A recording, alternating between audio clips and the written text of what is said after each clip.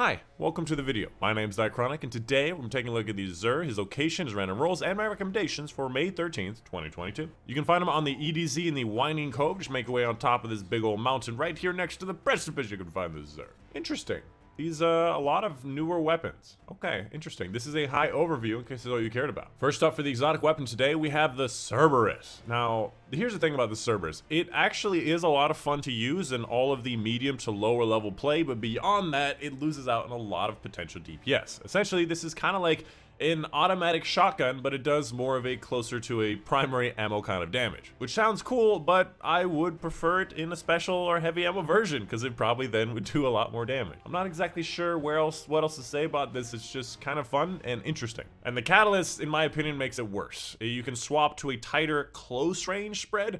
Why would you want it to be tighter and close ranged? I don't get it. Following that, for the Hunter exotic, we have the GRAVITON FORFEIT, which increases the invisibility effects of any invisibility. So your dodge, your smoke grenade, your true sight thing, including Rat King, anything that makes you go invisible. And while you are invisible, your melee charges faster, your weapons reload faster, and your recovery is greatly increased. And that last part's kind of deceptive because it doesn't make your recovery higher, it just sets your recovery to around 7 to 8. As far as the roll goes, you like to see probably a lot of mobility and strength. It has lowish mobility and kind of okay strength. Obviously very high discipline, high recovery, high resilience. It's kind of all over the place. Total 63 is average. If it's your build, it fits your build, but not really my personal pick. Following that, for the Titan exotic, we have the SYNTHOCEPS, probably one of the better exotics in the game. This exotic is really good. First of all, you have increased melee lunge range and increased melee damage when you're surrounded. That's for the PvP, and then of course for the PvE side, increased super damage when you're surrounded. And it's actually a pretty significant amount, around 50% plus more damage for your super, for your melee, which allows your one-shotting in the PvP, and of course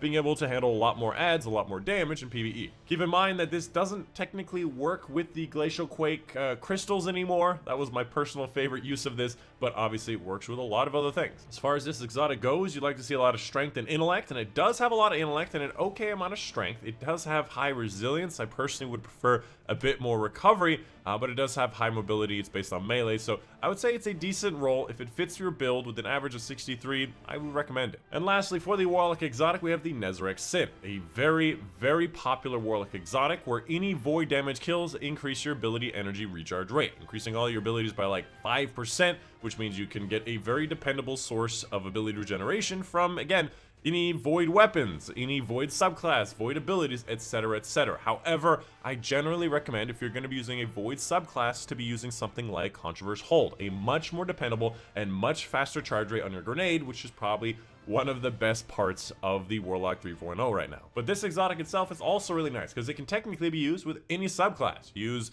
a palindrome for void damage kills with stasis or with solar, whatever you want to do, keep that in mind. As far as the roll goes, you like to see high recovery, discipline, and strength. And it has very high recovery and discipline, although low strength. If you don't care about strength, this may actually be a decent fit for your build. However, a total of 60 is a little bit low. Again, this may fit your build and be better for you. Following that, let's take a look at the different legendary weapons. First of all, Last Dance. I believe this can have kill clip, and it does not have a lot of range-based stuff, so I'm not a big fan, although 3 bursts are my favorite. We have the GRIDSKIPPER, which is a tunnel vision frenzy with ricochet, extended barrel, and a range masterwork. This has got to be like one of the best rolls you can have on this. Although if you are a controller user, you may want a little bit more stability. You could easily put on counterbalance on this, but a very good roll for a GRIDSKIPPER, and a lot of people like it.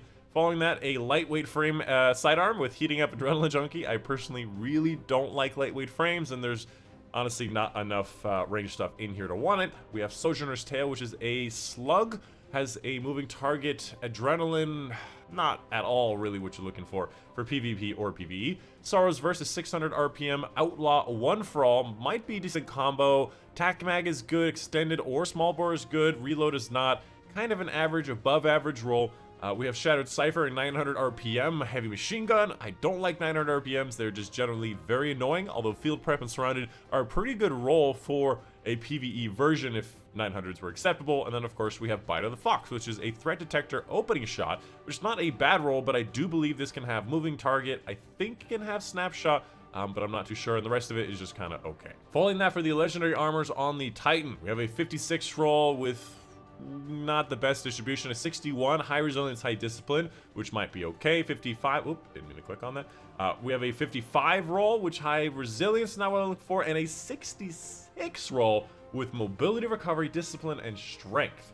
I would recommend this. 66 rolls are obviously very good. I personally don't have a huge value in resilience and intellect myself. Anything above 5 in both of those is rather worthless to me. So this is an excellent roll, something that I would highly recommend. For the other exotic weapons, first up, the HAWKMOON, which is going to be a Killing Wind roll. Killing Wind is not a bad roll to have on the HAWKMOON, but I still believe that Rangefinder is just going to be better in almost every way for both PvE and PvP. We also have Smooth Grip with stability and handling, which is nice to have, and Fluted Barrel, which none of these control the recoil direction, which I also prefer as well. After that, we have Dead Man's Tail, which actually has Moving Target. I hear Moving Target is a popular roll on it. Small Bore is okay for stability and range, and then of course stability and handling for this stuff, and then Steady Rounds. Steady Rounds is not something that I would have expected to be that popular, so an okay roll. I'd say Moving Target's pretty nice, but Steady Rounds just doesn't seem like what people would want. I just realized the stats across this thing are just so flat. Look at that.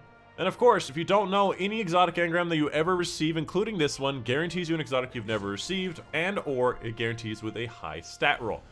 63, not the highest I would have expected, but it's the Mask of the Quiet One, so I'm just gonna pretend like it never happened and move on with my day. And of course, if you haven't seen it already, I do live stream right here on YouTube, doing a lot of Destiny 2. Hey, that's my friend. Don't play with my friend like that. He doesn't want to be played with like that. And we do a lot of Destiny 2, seasonal content, raids, grandmasters, etc. You can go ahead and check that out. Mahaya Svidenya Maria. Hey. I can't believe I actually hit him with that. Oh, don't kill me. And of course, a big thank you to my patrons on Patreon. Specifically, a big thank you to Mama Dad, Chris Thompson, Kellyanne, Oshrak, Jacob Berg, Monday, Steve Background, Panther, and Casey Ray, and Father support on Patreon. That's it. Hope you guys did enjoy. My name is Dychronic, and I'll see you guys on the next one.